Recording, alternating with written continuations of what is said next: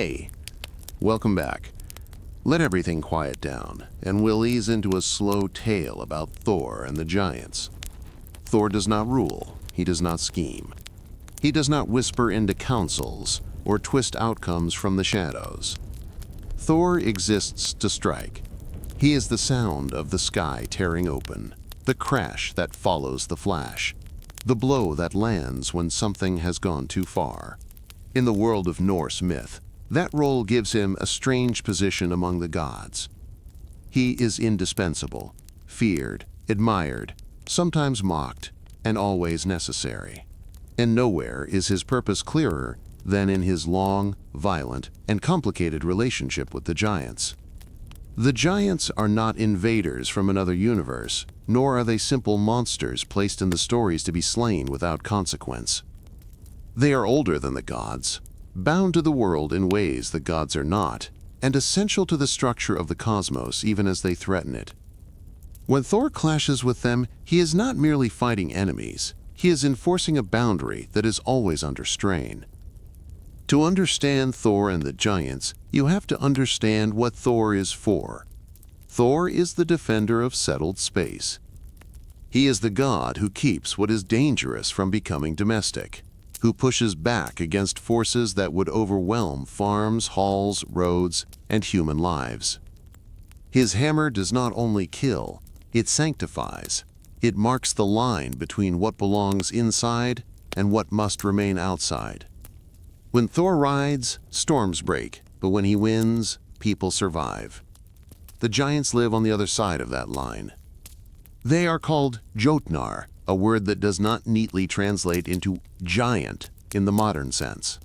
Some are vast in size, others not.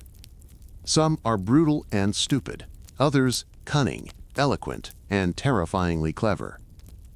Some are solitary beings bound to a single mountain or river. Others rule halls, command families, and negotiate with the gods as equals. What unites them is not appearance or intelligence, but position. Giants belong to the wild spaces, the mountains, the frozen lands, the deep forests, the outer seas. They are tied to places where human law does not reach and where divine order weakens. The giants are not chaos incarnate, but they are close enough to it that the gods cannot ever fully trust them. This is why Thor's life is filled with journeys outward. While other gods move through halls, assemblies, and hidden paths, Thor goes to where the land grows harsh and the sky feels farther away. He crosses rivers that swell with unnatural force. He walks into halls where he is not welcome. He eats at tables where a wrong word can start a blood feud. Each journey is a test of strength, endurance, and restraint, because Thor is not meant to conquer the giant's world. He is meant to survive it, strike where necessary, and return. The giant's homeland, Jotunheim, is not simply another realm in a tidy cosmic map. In the stories, it is distance itself. It takes time to reach. The road is long. The terrain is exhausting. Rivers flood without warning. Mountains loom. Even before a giant appears, the traveler is worn down. This is deliberate. Jotunheim exists to remind gods and humans alike that the world is bigger than their comfort and older than their laws. Thor moves through this landscape like a weapon carried too far from its forge. He belongs to the gods, but he must operate beyond them. Unlike Odin, Thor does not seek knowledge from the giants. Odin bargains, deceives, and sacrifices himself to learn what the giants know. Thor rarely asks questions. When he does, it is usually because something has gone wrong. A tool has been stolen. A boundary has been crossed. A threat has moved too close to the center. Thor's solutions are immediate and physical. He does not outwit the giants so much as he confronts them head-on, testing whether their strength truly exceeds his. And often, it nearly does. One of the most important truths in these myths is that Thor does not win because the giants are weak. He wins because he is relentless. The giants can be stronger than him in specific moments, smarter in specific games, and more patient across long spans of time. Thor keeps coming anyway. He absorbs humiliation, trickery, and exhaustion, and still stands up to swing again. That persistence is what makes him terrifying to the giants. Yet the relationship is not simple hatred. The gods themselves descend from giants. Odin's mother is a giantess. Thor's mother, Jorð, is the living earth, counted among the giant kin. Several gods marry giants. Children are born who belong to both worlds at once. The boundary Thor defends is crossed again and again by blood, love, and necessity. This is why the conflict never ends. The gods cannot destroy the giants without destroying part of themselves. Thor embodies that contradiction. He is half giant by blood and wholly opposed to giant domination by duty. When he lifts Mjolnir, he is striking at something that is also part of him. This tension explains why the giants focus so much of their attention on Thor specifically. Odin may be feared for his cunning, but Thor is feared for his reliability. If a giant threatens the gods openly, Thor will come. If a giant steals something sacred, Thor will come. If a giant mocks the gods too loudly or builds too close to their walls, Thor will come. He is predictable, and that predictability makes him both exploitable and dangerous. The giants try everything to deal with him. They bargain, they insult, they trick. They challenge him to contests where strength is not enough. They hide his hammer, attack him when he is unarmed, and lure him into halls designed to kill him. They use illusion, magic, and social pressure. Again and again, they try to prove that raw force is not sufficient to rule the world. Sometimes, they succeed. Thor is humiliated more than any other major god in these stories. He is laughed at. He is deceived. He is made to look foolish in front of enemies and allies alike. This is not accidental. The myths are clear-eyed about the limits of strength. Thor's power is immense, but it is not absolute. The giants exploit this, forcing Thor into situations where his hammer cannot solve the problem cleanly. What matters is that Thor learns nothing from these humiliations in the way Odin would. Thor does not become subtler, he does not become gentler. He does not stop charging forward. His role is not to evolve beyond violence, but to endure its cost. Each encounter with the giants adds weight to him. He carries defeats and near defeats like invisible scars, yet he keeps fulfilling the same function. The world remains dangerous. The border still needs defending. This is why Thor's tools matter so much. Mjolnir is not merely a weapon, it is the guarantee that the boundary can be enforced. It returns to Thor's hand because the world cannot afford for it to be lost. The belt of strength does not make Thor powerful. It allows him to survive what he must confront. The iron gloves are not ornaments. They are necessary because even Thor cannot handle his own weapon without protection. The giants understand this. When they target Thor, they target his tools first. A hammer stolen, a belt missing, gloves left behind. Each absence turns Thor from an unstoppable force into a vulnerable traveler in hostile territory. The giants know that if Thor can be made small, even briefly, the balance of power shifts. Yet, even without these tools, Thor remains dangerous. His body itself is a weapon. His endurance, his rage, and his refusal to retreat make him lethal even when stripped of divine advantages. This is why so many giant stories revolve around attempts to isolate, trap, or overwhelm him rather than face him directly. Thor does not hunt giants for sport. He reacts to them. This matters. He is not a god of conquest. He does not expand the god's territory into Jotunheim. When he kills giants, it is usually because they have come too close, asked for too much, or broken an agreement. The giants push. Thor pushes back harder. That dynamic gives the myths their tension. The giants are not villains waiting to be eradicated. They are neighbors who refuse to stay in their lane. They test the edges of the god's power, just as storms test the edges of human settlement. Thor is the storm that answers storms. The stories that follow are not a single narrative, but a pattern. Each tale shows a different method the giants use to confront Thor, and a different limit of Thor's strength. Sometimes he wins cleanly, sometimes he wins at great cost. Sometimes he does not win at all, at least not in the way he intended. But in every case, the boundary holds, for now. This is the world Thor inhabits, one where safety is temporary, violence is functional, and peace is always earned, never guaranteed. The giants are the reason this world cannot rest. Thor is the reason it does not collapse. What follows are the moments when these two forces collide. Bargains gone wrong, halls filled with traps, contests designed to humiliate, and battles that shake the foundations of the world itself. Each encounter reveals something essential about Thor, about the giants, and about the fragile order that stands between them. The thunder god does not seek the giants, but he is always walking toward them. Long before swords are raised or hammers fly, the most dangerous moments between gods and giants often begin quietly, with an offer. After the gods establish their stronghold, they face a problem that no amount of raw strength can permanently solve. Asgard is visible, it is elevated, but not hidden. Enemies know where it is. The giants, in particular, understand that the gods' power depends on separation, on distance, walls, and controlled access. Without defenses, Asgard is an open invitation. It is in this vulnerable moment that a stranger arrives. He comes not with threats, but with a proposal. He offers to build a wall around Asgard so strong that no giant, no force, and no future threat could ever breach it. The offer is tempting precisely because it addresses a long-term fear. Thor can defeat giants one by one, but he cannot stand guard forever. A wall promises stability.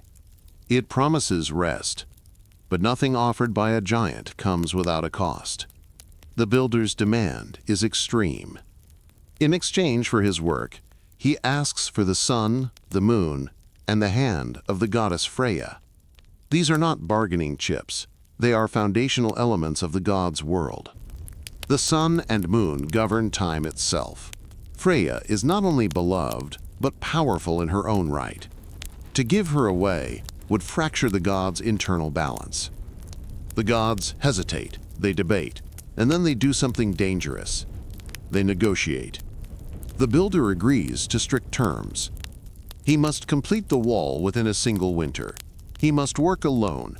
If he fails, he receives nothing. If he succeeds, the price will be paid in full. On the surface, this seems like a clever trap. Winter is short. The work is immense. No single being could possibly finish such a wall in time. Thor is uneasy. Unlike some of the other gods, Thor does not trust conditions written in words. He trusts outcomes. He looks at the builder and senses strength, contained, disciplined, and patient. This is not the bluster of a drunk challenger or the rage of a frost giant fresh from the mountains. This is competence. The gods accept the deal. Work begins immediately. Stone after stone is moved into place with alarming speed. Each day the wall rises higher, each night it stands firm. The builder does not tire, he does not complain, he does not slow. And then the gods notice the horse. The builder is not truly alone. He works with the aid of an enormous stallion, silent, tireless, and terrifyingly strong. Together, they accomplish in days what should take years. The wall begins to encircle Asgard. The deadline approaches. Panic spreads through the gods. They realize, too late, that they have underestimated the giant. The terms of the bargain were clear. If the wall is completed in time, the price must be paid.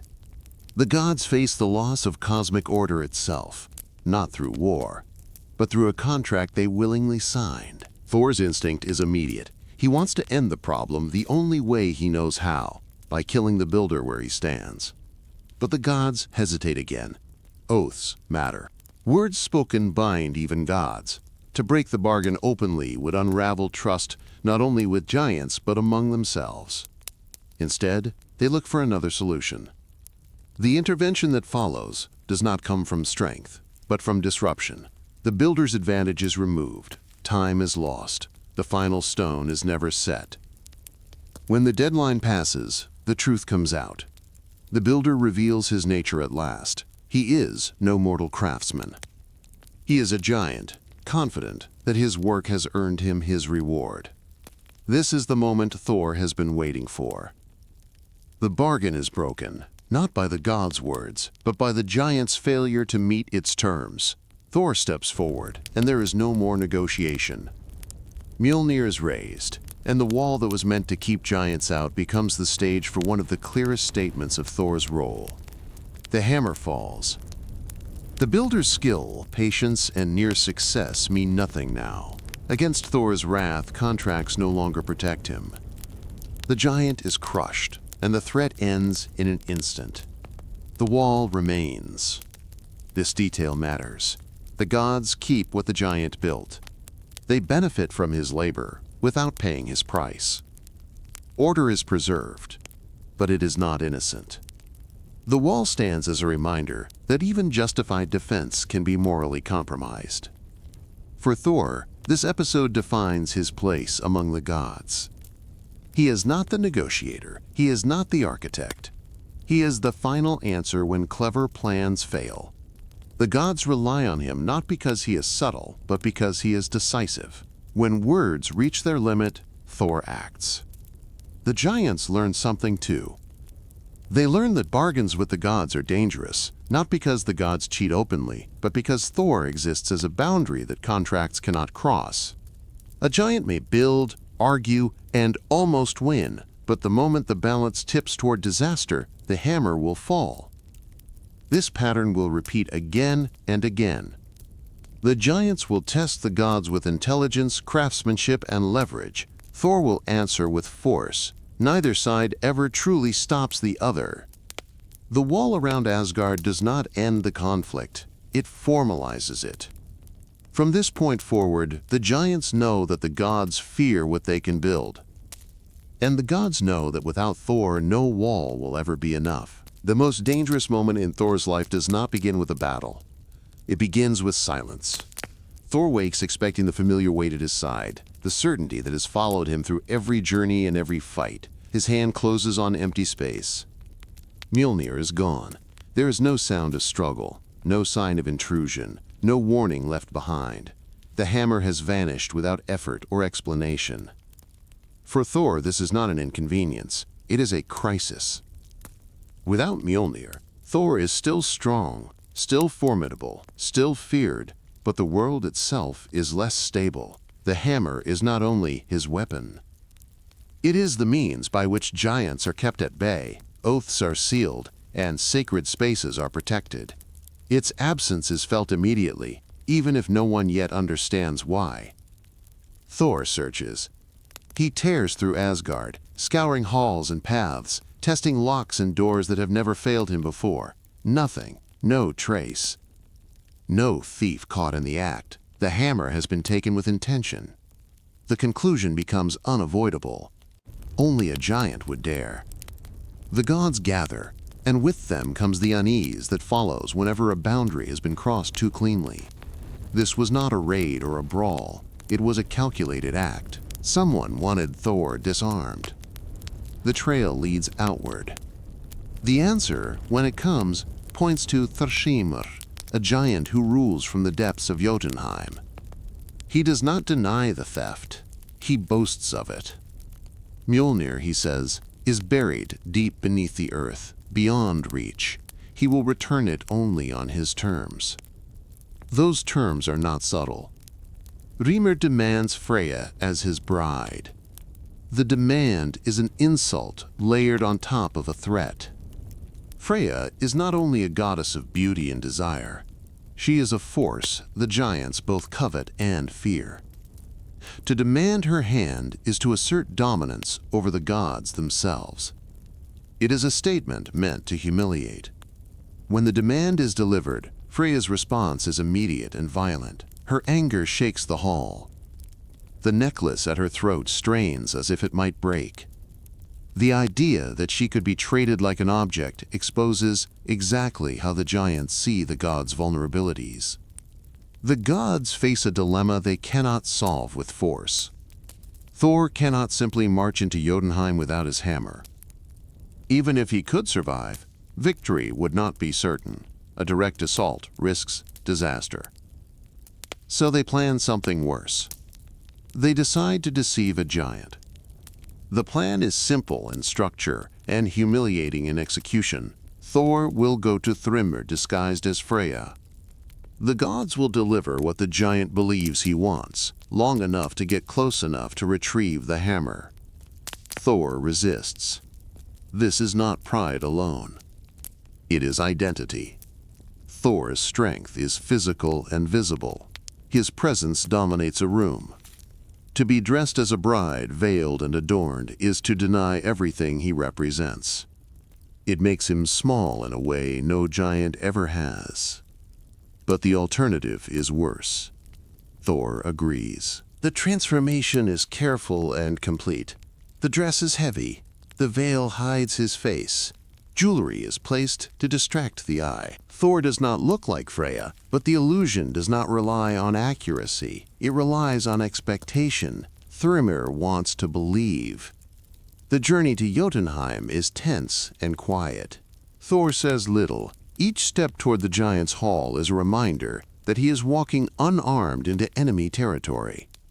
Thrymr welcomes his bride with enthusiasm that borders on hunger. A feast is prepared. The hall fills with noise and celebration, and then Thor begins to eat. The disguise almost fails immediately. He devours entire animals. He drains horns of drink meant to last an evening. The giants stare. Murmurs spread. Thrymr hesitates. Explanations are offered on Thor's behalf.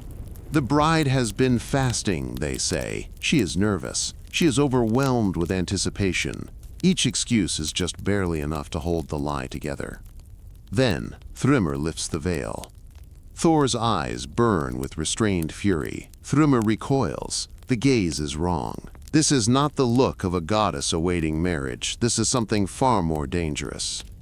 Again, excuses are made. The bride has not slept. The journey was long. The giant convinces himself. The ceremony proceeds. This is the moment everything has been building toward. As part of the ritual, Mjolnir is brought out to bless the union. The giants place the hammer in the bride's lap, following customs they do not fully understand. Thor's hand closes around the haft. The world snaps back into place. The disguise ends instantly. The veil is thrown aside. The hammer rises. What follows is not a battle so much as a release. Thor strikes without hesitation. Giants fall where they stand. The hall becomes a place of thunder and ruin. Thrymr does not survive his triumph. The hammer returns to Asgard, but the consequences linger. This story is often told as a comedy, and on the surface, it is easy to see why. The image of Thor disguised as a bride invites laughter. The overeating, the close calls, the absurdity of the deception, all of it seems designed to entertain. But beneath the humor is something darker. The giants did not steal Mjolnir to fight Thor fairly. They took it to remove him from the board entirely. Thrymr's demand was not about marriage. It was about neutralizing the gods' greatest defense through humiliation and leverage. And the plan almost worked. Thor's victory here does not come from strength alone. It comes from endurance, restraint, and his willingness to endure shame for the sake of restoring balance. This is not the Thor who charges into battle. This is a Thor who waits, suffers, and strikes only when the moment is right. The giants learn something dangerous from this encounter. They learn that Thor can be delayed, he can be disarmed, he can be humiliated, but he cannot be removed.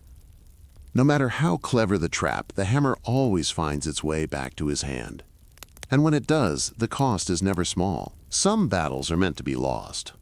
Thor does not know this when he begins the journey north. He believes, as he always does, that endurance and force will be enough. The road into giant territory has never been kind, but it has always been honest. Rivers can be crossed, mountains can be climbed, enemies can be struck. This journey is different from the start. Distance stretches unnaturally. Days pass without clear progress. The land feels distorted, as though scale itself has been altered. Hills seem close until hours of walking prove otherwise. Valleys open wider than expected. Even Thor's sense of proportion, usually reliable, begins to fail him. He is not alone. Thor travels with companions, and together they press on into the outer reaches where the giant's power bends not just bodies but perception. At night they seek shelter and find what appears to be a massive hall. It provides refuge from the cold and the dark, but its shape is strange. Too large, too open, too silent. Morning reveals the truth.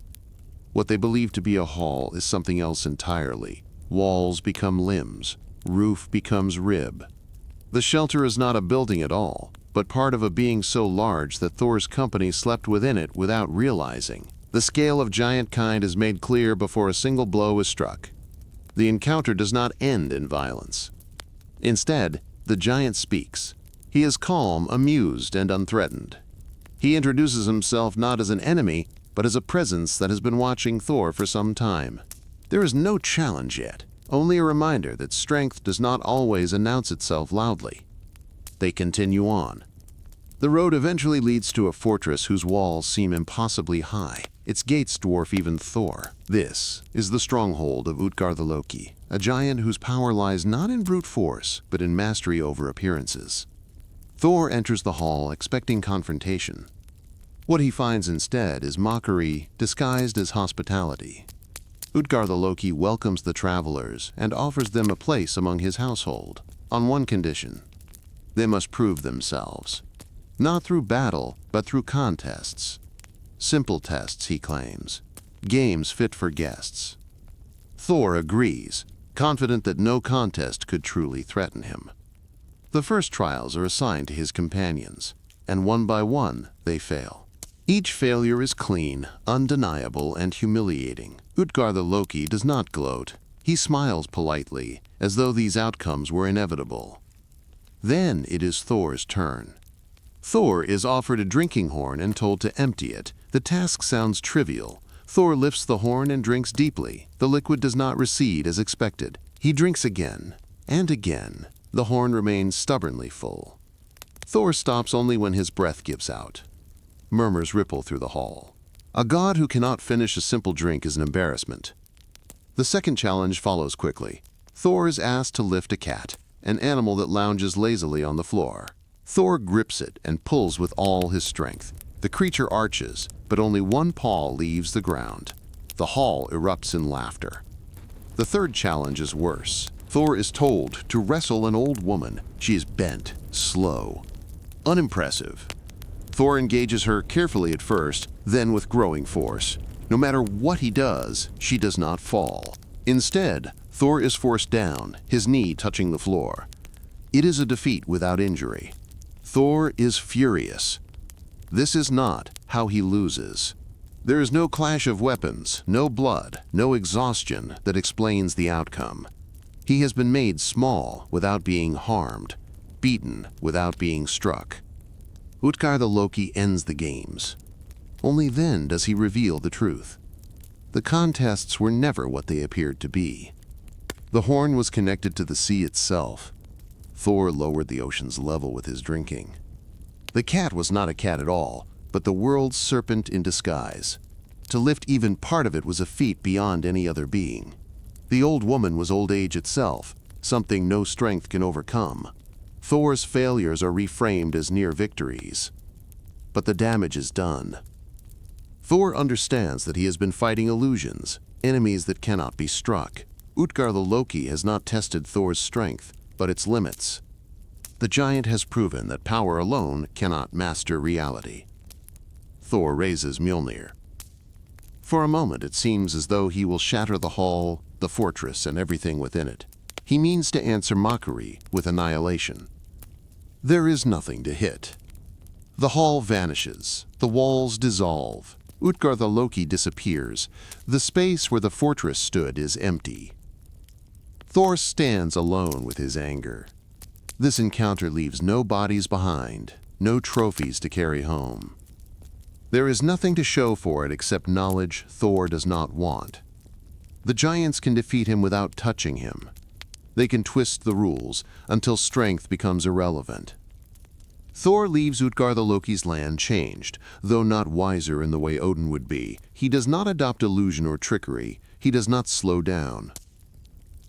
But he carries the memory of being outmatched in a way he cannot correct. This is one of the giants' greatest victories. They do not kill Thor. They do not weaken him physically. They show him that his role has limits. There are forces in the world, time, scale, inevitability, that even thunder cannot break. And yet the boundary holds. Utgarda-Loki does not pursue the gods. He does not bring illusion into Asgard. The giants demonstrate their superiority and then retreat. It is enough that Thor knows. Strength, the giants remind him, is not the same as control. And control is where they reign. The sea is older than the gods' walls.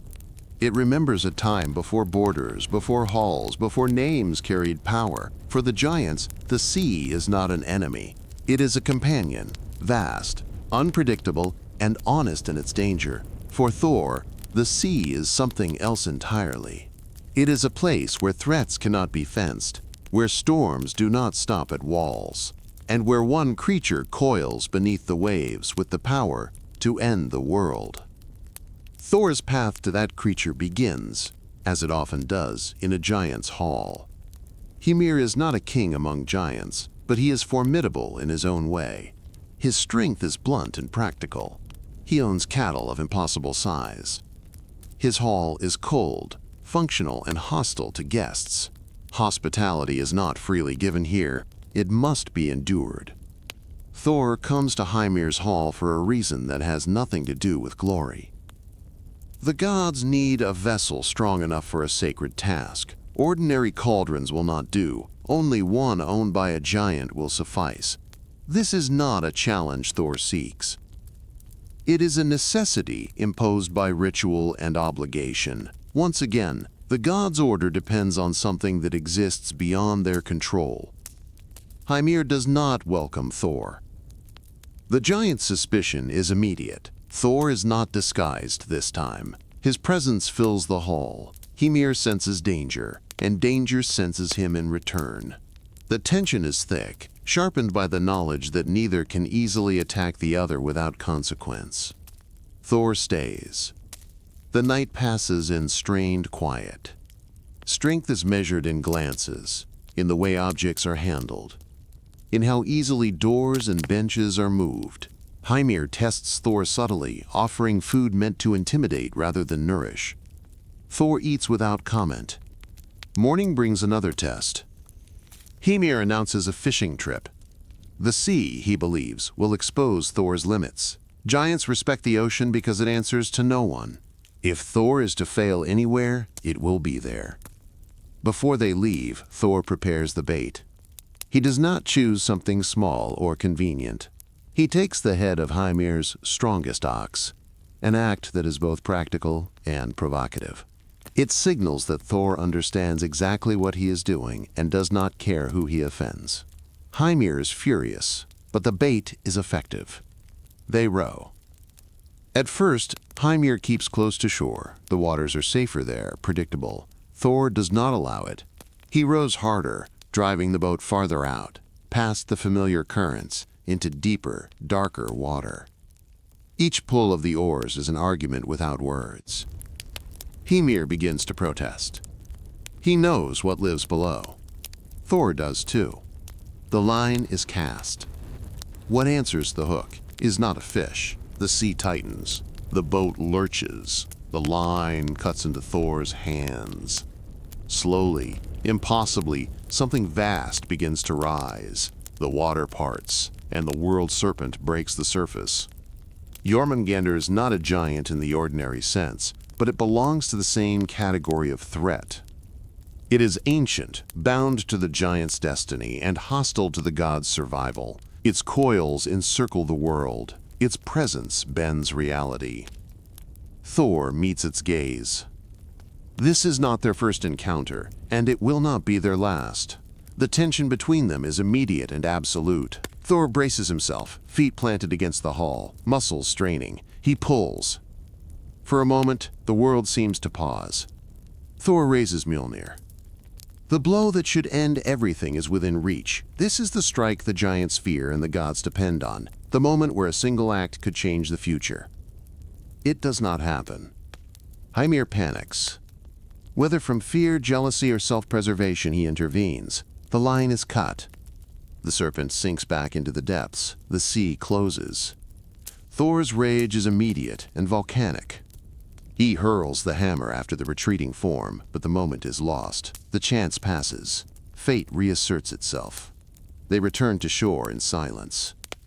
The boat feels smaller now. The world feels heavier. Something irreversible has almost occurred, and both know it. Back on land, the tension between Thor and Hymir erupts. Strength is tested again, not against the sea, but against stone, bone, and will. Thor proves himself capable of feats that should be impossible, each one a reminder that Hymir's fear was not unfounded. The giant yields what is required. Thor leaves with what the gods need, but not with satisfaction. This encounter matters because it shows a side of the giant conflict that brute victory cannot resolve. Thor can drag the world's greatest threat into daylight and still be denied the chance to finish it. The giants, even when weaker, can interfere with destiny. The sea remains. The serpent lives. And Thor carries the knowledge that even when he is strong enough, the world itself may refuse to let him win. This is not failure in the ordinary sense. It is postponement. The giants do not defeat Thor here, but they remind him of something crucial. Some battles are not meant to be concluded early. The sea keeps its secrets. The end is reserved for another time. Thor returns from the water carrying more than a prize. He carries certainty. The final clash is coming. And next time, there will be no line to cut. Not every giant challenges Thor openly. Some plan. Geirröður is one of those giants. He is not known for riddles or illusions, nor does he test himself against gods for sport. He rules his hall with certainty and cruelty, and when he decides that Thor must die, he does not intend to risk the outcome on chance or honor. Thor will be lured, stripped of advantage, and destroyed in a place designed to leave him no escape. The danger begins before Thor ever sees Geirröður's hall. Thor sets out on the journey without his hammer. The reason varies across tellings, but the result is the same. Thor is deprived of the tool that defines him. No Mjolnir, no immediate answer to betrayal. He travels instead with only his body, his endurance, and a growing sense that something is wrong. The land itself feels hostile. Rivers swell unnaturally as Thor crosses them, their currents snapping at his legs like living things. The terrain narrows and twists, guiding him forward instead of offering paths of retreat. Every step feels guided, as though the road has already decided where he will end. Help comes from an unexpected source. Thor finds shelter with a giantess who does not serve Geirröður's interests. She watches Thor carefully, measuring his strength and his ignorance. She knows where he is going. She knows what waits there. She gives Thor what she can. Objects meant for survival rather than victory, a staff to brace against floodwaters, warnings instead of promises. This is not charity, it is a gamble. If Thor survives, the balance shifts. If he dies, nothing changes. Thor presses on. The approach to Geirröður's hall feels deliberate. Guards are present, but they do not challenge him, they watch. Thor is allowed to enter because his death is meant to occur inside. The hall is built as a weapon. Benches are narrow, ceilings are low, fire pits are positioned to restrict movement. This is not a place meant for hospitality. It is a place meant to contain. Thor is seated. This alone is an act of aggression. Seating determines vulnerability. Thor is placed where he cannot rise quickly, where the room can act against him. The attack is sudden. A massive object is hurled from above, meant to crush him where he sits. Thor reacts on instinct. He rises, using what he has, turning the trap back on its creator. Stone cracks. The hall shakes. Geirröður reveals himself. There is no negotiation now, no riddles, no mockery, only violence. Thor fights without his hammer. This matters. Every blow is earned, every movement costs him. He uses the hall itself. Pillars, fire, weight, leverage. The fight is brutal and immediate, a reminder that Thor's power is not entirely bound to his weapon. When Geirröður falls, it is not because Thor outplanned him. It is because Geirröður misjudged one thing: Thor's refusal to break. The ambush fails. The giant king dies in the space he designed to be Thor's grave. Thor leaves the hall battered, but alive. This encounter strips the conflict with the giants down to its barest truth. Intelligence and preparation can bring Thor to the edge of death, but killing him requires more than traps and timing. It requires certainty, and certainty is something the giants rarely possess. Geirröður's mistake is believing that removing the hammer removes the threat. Thor proves otherwise. Strength, when forged into endurance, becomes something even giants cannot fully control. And once again, the boundary holds. Some conflicts with giants are accidents. Others are inevitable. Hrungnir's duel with Thor belongs to the second kind. It is not born from a stolen object, a failed bargain, or a hidden trap. It begins with pride, giant pride and godly pride, colliding in a way that neither side can step away from without losing something essential. Hrungnir is not a schemer. He is a giant of reputation, known for strength and fearlessness rather than cunning. His body is said to be made of stone, his head harder still. He does not rely on illusion or ambush. He believes that what he is enough. That belief carries him into Asgard. How he arrives varies across tellings, but the result is the same. A giant stands among the gods, drinking, boasting, and testing boundaries that are not meant to be crossed. Hrungnir does not sneak. He announces himself through behavior, through arrogance, through threats, spoken loudly enough that they cannot be ignored. He insults the gods. He threatens their halls. He boasts that he could carry Valhalla away stone by stone, that he could empty the gods' drinking halls, that Asgard itself could be reduced to rubble. The gods endure this longer than expected. They are wary. Hrungnir is dangerous, and striking him inside Asgard would risk consequences they do not fully understand. They tolerate his presence until tolerance becomes humiliation. Thor returns. The moment Thor enters, the atmosphere shifts. Hrungnir's boasting no longer feels like entertainment. It becomes a challenge. Words are exchanged. They escalate quickly. Hrungnir insults Thor directly, questioning his strength, mocking his reputation, daring him to prove that the hammer is more than a story others tell. Thor answers in the only way that preserves order. He challenges Hrungnir to a duel. This matters. Thor does not ambush Hrungnir.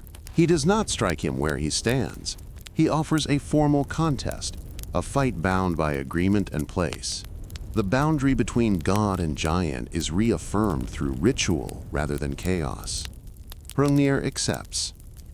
The meeting place is chosen away from Asgard, where the world can absorb the impact. Hrungnir prepares carefully, though confident he understands Thor's danger. He arms himself with a whetstone, sharpened and heavy. His shield is said to be made of stone, broad enough to block even Mjolnir. But Hrungnir does not fight alone. The giants create a helper for him, a being of clay, massive and hollow, animated through fear rather than skill. It is meant to distract Thor, to divide his attention, to turn the duel into something less clean. This detail matters. It shows that even giants who believe in strength alone hedge their bets when Thor is involved. The duel begins. There is no subtlety, no feints, no hesitation. Hrungnir hurls his whetstone as Thor throws Mjolnir. The two weapons collide midair. The sound is described as catastrophic. The whetstone shatters. Fragments rain down across the land. One shard lodges in Thor's skull. Mjolnir continues forward. Hrungnir falls. The duel ends in Thor's victory, but the story does not end there. Thor collapses beneath the giant's body, pinned by weight and injury. For a moment, it appears that victory has come too late to matter. Help arrives, but it is not the help Thor expects. The clay helper is destroyed easily, revealing how little it truly mattered. What does matter is the shard of stone embedded in Thor's head. It cannot be removed by force. Attempts are made, they fail. The stone remains, a reminder that even clean victories leave consequences. Thor survives. He always does. But from this point on, he carries part of the giant with him, literally. The fragment of Hrungnir's whetstone becomes a permanent mark of the encounter. This duel reveals something crucial about Thor's role. He can win fairly. He can meet giants on agreed ground and prevail. But even when he does everything right, the cost is real. The giants learn a lesson here as well. They cannot outmatch Thor in honest combat. But they can wound him. They can leave marks that never fully heal. Hrungnir does not defeat Thor, but he proves that the boundary Thor defends is not painless to maintain. Every time the hammer falls, something falls with it. And Thor, the god who never retreats, carries those fragments forward. Not every giant meets Thor with stone or steel. Some meet him with a voice. Strength is Thor's domain. Giants know this. When they want to test him without risking their lives, they turn to something Thor has never mastered: restraint in the face of insult. Words become a shoreline, a crossing point, a boundary just as real as any wall. And it is at such a boundary that Thor is made to stand and listen. The encounter begins at the edge of a crossing. Water separates Thor from where he needs to go. It is not a raging river or an impossible sea, just enough of a divide to require help. A ferryman waits on the opposite bank, a figure who seems ordinary at first glance. He does not rush. He does not offer assistance. He watches. Thor calls out. He announces himself plainly, without disguise or hesitation. He names his strength. He expects recognition. The ferryman does not move. Instead, he speaks. His words are sharp, deliberate, and dismissive. He questions Thor's worth, his lineage, his usefulness. He mocks his appearance, his reputation, and the very idea that he should be granted passage simply because he demands it. This is no accident. The ferryman is a giant in disguise, and the crossing is not the test. The conversation is. Thor responds as he always does, with anger barely held in check. He boasts in return. He threatens. He reminds the ferryman of what happens to giants who stand in his way. The ferryman laughs. He is unimpressed. He counters each threat with a sharper insult, each boast with a reminder of Thor's limits. He speaks of Thor's failures, of moments when strength was not enough. He hints at knowledge Thor does not possess, and victories Thor has not earned. The exchange escalates. This is not idle banter. In Norse myth, words carry weight. To insult someone publicly is to challenge their honor. To endure insult without response is to lose standing.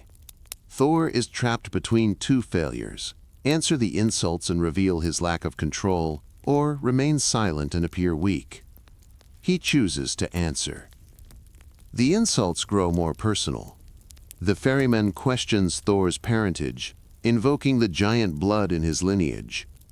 He suggests that Thor's role is borrowed, that his strength is only useful because others clean up what he breaks. He frames Thor not as a protector but as a blunt instrument, necessary but replaceable. Thor's fury builds. He grips his hammer. He steps closer to the water's edge. Each word pushes him toward violence, but violence cannot solve this problem. The ferryman remains out of reach. The crossing remains closed. Eventually, the truth emerges. The ferryman reveals himself openly as a giant. The insults were never about dominance alone. They were about delay. About proving that Thor's greatest weakness is not a lack of strength, but a lack of patience. Thor is denied passage. Not because he is unworthy, but because he is predictable. The giant leaves, satisfied he has not been struck down, he has not lost a hall or a family member. He has wounded Thor in a way the hammer cannot answer. This encounter lingers. Thor walks away carrying frustration rather than victory. No boundary has been defended. No enemy has been crushed. Yet something has still been tested and found wanting. For the giants, this kind of victory is ideal. They have learned that Thor can be stalled, provoked, and redirected without risk. They can control space not by force, but by denial. A crossing refused is just as effective as a wall raised. For Thor, the lesson is bitter. He is strongest when action is required. He is weakest when action is withheld. Giants who understand this can manipulate him without ever facing the hammer. This does not make Thor lesser. It makes him specific. He is not a god of negotiation. He is not a god of subtle contests. He exists to act when action is necessary. When giants choose not to meet him on that ground, they expose the edges of his power. And yet, even here, the boundary holds in an unexpected way. The giant does not cross into Thor's world. He does not follow. The insult remains on the far bank. The line is maintained, not by victory, but by separation. Thor does not win this encounter, but neither do the giants gain ground. Words wound him, but they do not move the world. And in the long struggle between thunder and stone, even that restraint has its place. The war between Thor and the giants is real, violent, and unending. But it is not clean. No matter how many giants Thor strikes down, the boundary he defends is never purely external. It runs through his own blood, through the gods' family lines, and through relationships that blur the difference between enemy and kin. To understand why the conflict never resolves, it is necessary to confront an uncomfortable truth. The gods are not separate from the giants. They are born from them. Thor himself is proof. His mother is Jorth, the living earth. She is counted among the giant kin, ancient and foundational. She is not an enemy to be defeated, but a presence that sustains the world Thor protects.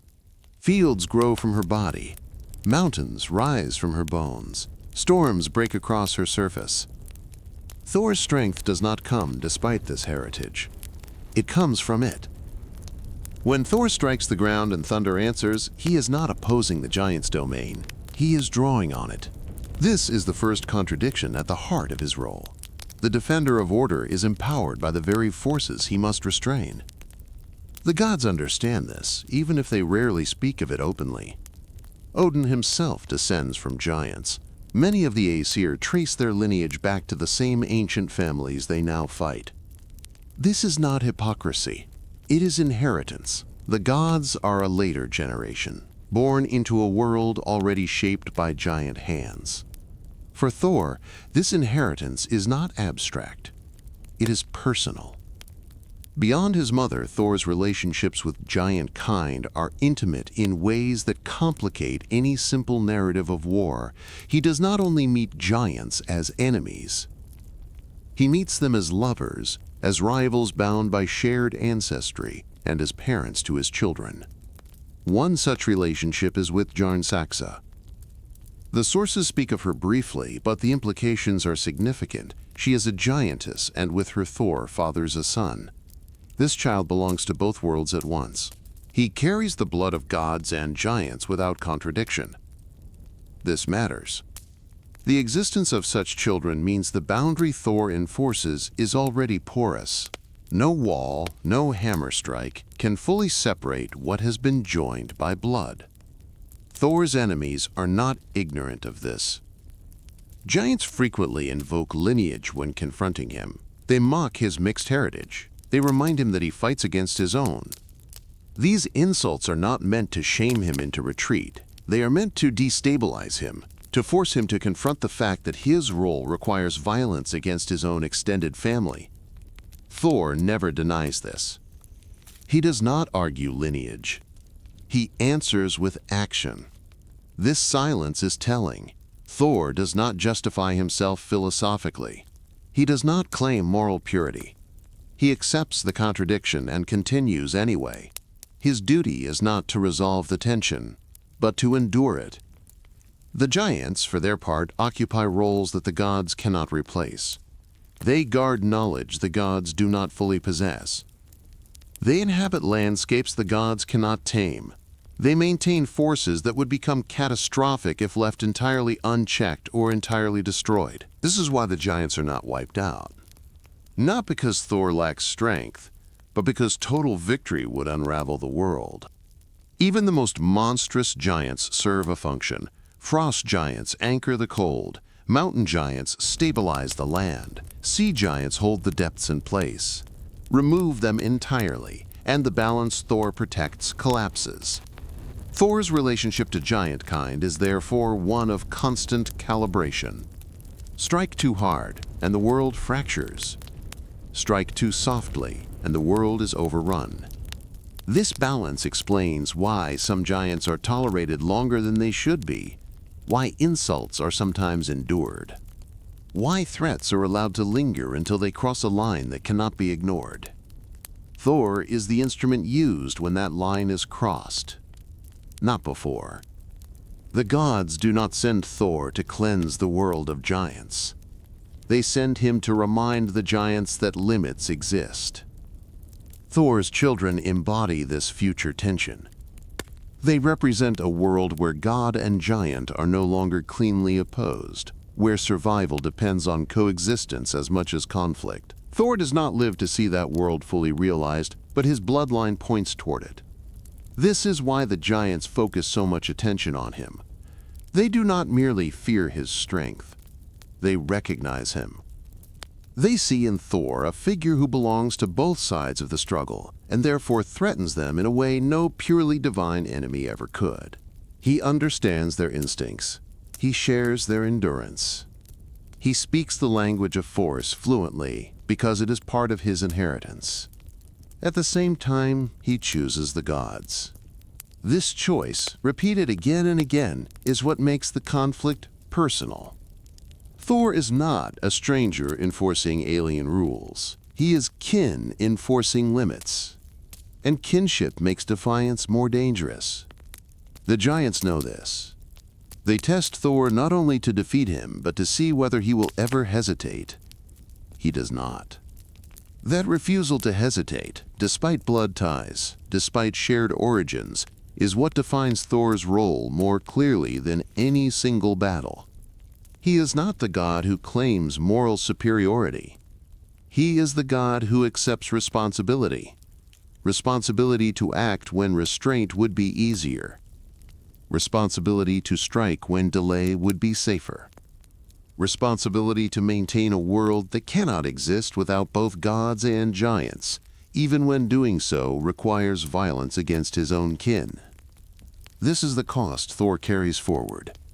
Every duel, every ambush, every insult adds weight to it. And it is this weight, more than the hammer, that prepares him for what waits at the end of all conflicts. The final reckoning will not be between strangers. It will be between family. Every conflict between Thor and the giants points toward an ending. Not a resolution, but a reckoning. From the first stolen tool to the last insult hurled across a river, each encounter has prepared the ground for a moment when boundaries will no longer hold. The giants know this. The gods know it. Thor knows it more clearly than anyone else, even if he never speaks of it aloud. The world cannot remain balanced forever. In Norse myth, balance is temporary by design. Order exists to be tested. Walls are built to be breached. Defenders are born knowing they will eventually fail.